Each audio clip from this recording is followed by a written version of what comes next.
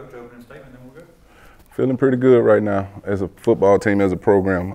Big weekend this weekend, and to be able to go out and beat a team that dominated us last year. Feeling good right now. Players had yesterday off. We got back in here today, which is usually our off day, and got back to work. We treated today like Sunday, but very good football game, championship level type game this past weekend. I can't say enough about the fans and everybody, the band. Everybody was just on point. This football team found a way. In the end, they found a way.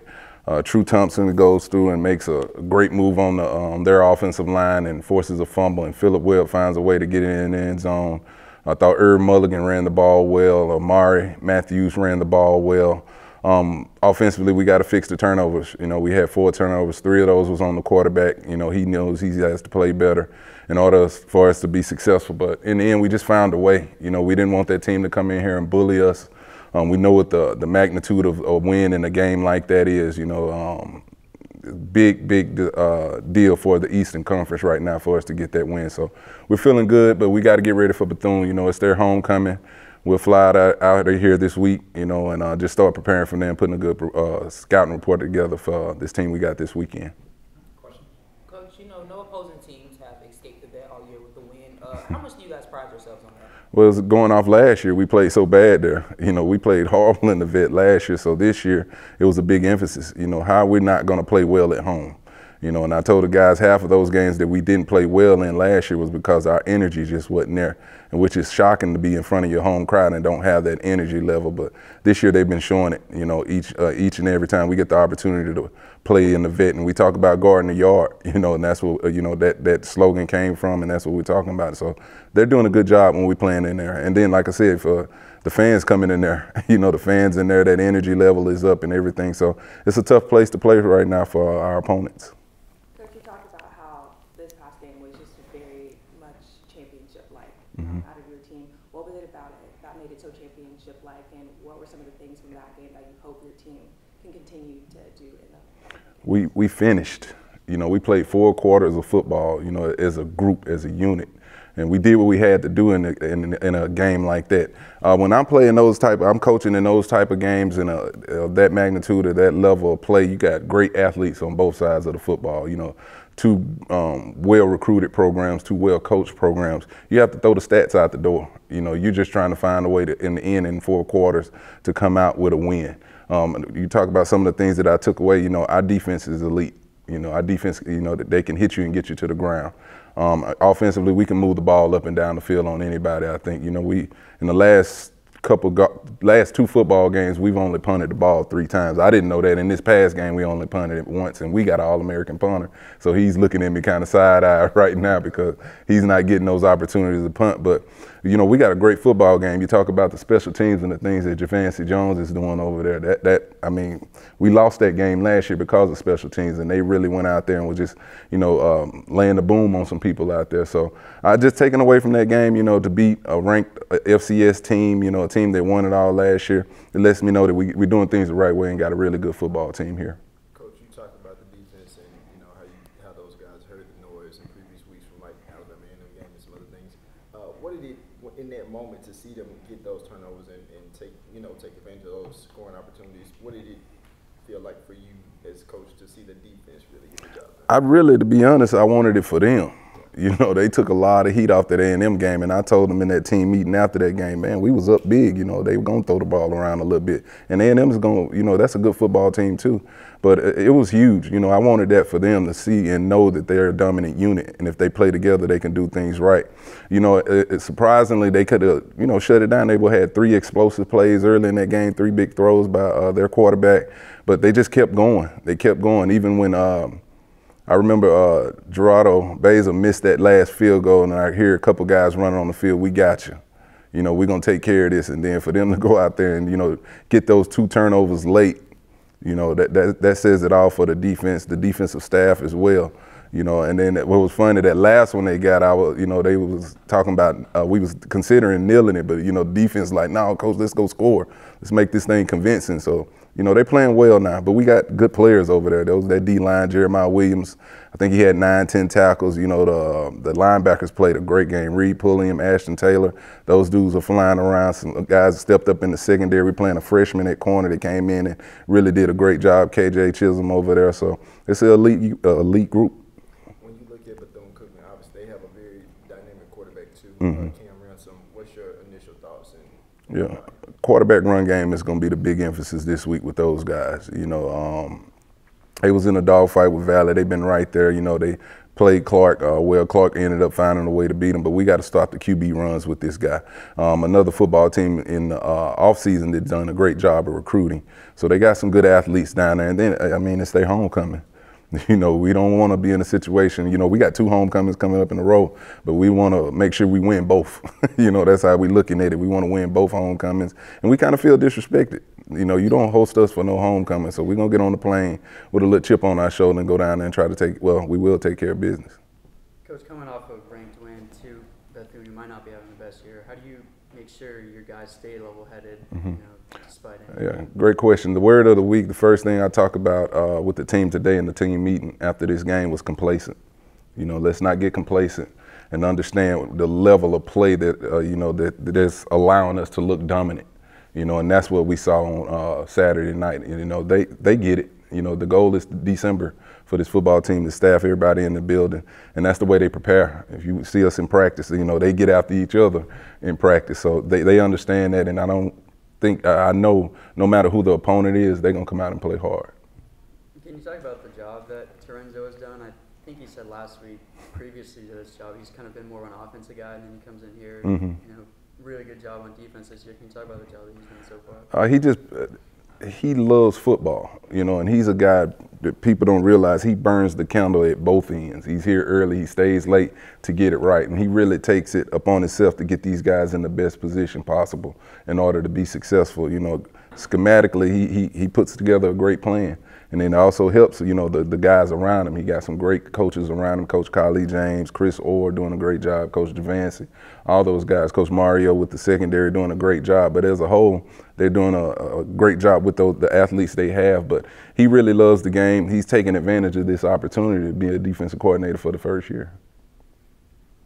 Coach, I know you take, you know, each game by game, but after this win against FAM, you just seemed a little bit more excited about the win. Just some different clips I saw on social media. What was that energy like? Like, just, I mean, because you just seemed a little bit more. Well, you know, if you're talking about the partying in the locker room and stuff like that, yeah, you know, we do that every game before the game, though. You know, but this game was a little different. You know, like the way they beat us up down there last year in Miami. You know, this one was personal.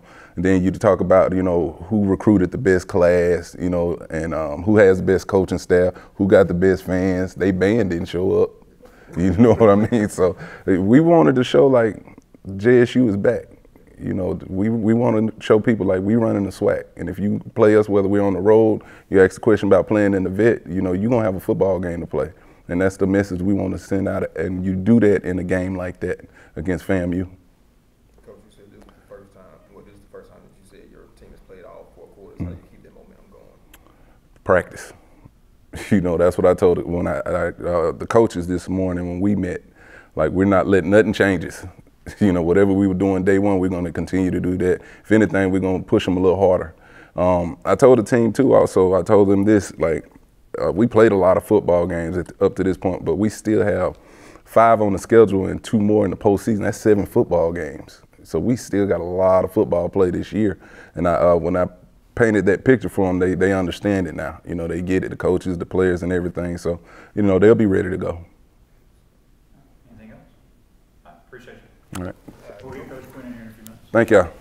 All right. Appreciate it. You good? Yeah. All right. Well, that's all you take this morning. When I saw Capital West, I was like, You still on it now? Oh, yeah. Hello, hello. All right, y'all ready? All right, questions? Coach, you know, all season you talked about your team finishing games. In that 4th quarter, they really stepped up. How proud did that make you as a defensive coach?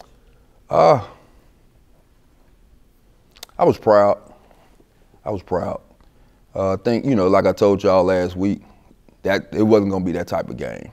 It's a different mindset when you look up and you up 30, 40, you you know, all the thoughts, all the work that you put in during the course of a week just go out the window. Everybody just having fun this time. But when the game was close, it was without a doubt. I knew they'd lock in 4 quarters. There were a few deep balls that were scored, and in the second half, you guys didn't allow a point. What were some of the adjustments at halftime that you guys made, if you made any? No adjustment. That's what's gonna shock you. You know, let me say this, you have to win your one-on-one matchups, you know. The style of defense we play, we put them guys, we ask a lot out of the DBs, you know, to live the way we live defensively. Top 10 in TFLs and sacks and FCS football, not just the SWAC. You got to have a back end that will be able to support you doing so. We're going to win some, we're going to lose some. And I thought, you know, we lost a couple of them early, but the guy was able to bounce back later the second half. I think the most disappointing part of it all, and I wasn't going to address this, is that guy being attacked by his own fans. That bothers me. All right? Put it on me. It's on me. All right? I'm the DC. It's on me. But a kid 2,000 miles from home, getting attacked by people he think love him, that ain't it.